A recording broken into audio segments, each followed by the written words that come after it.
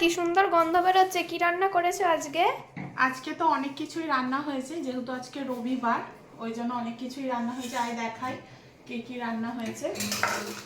হয়েছে হচ্ছে মুসুর ডাল হয়েছে, আর এই যে উচ্ছে আলু পেঁয়াজ দিয়ে ভাজা হয়েছে। আর যারা উচ্ছে আলু ভাজা খাবে না তাদের শুধু আলু ভাজা হয়েছে। এই হচ্ছে, তারপরে আছে ডাঁটা আলু মাছ দিয়ে তরকারি।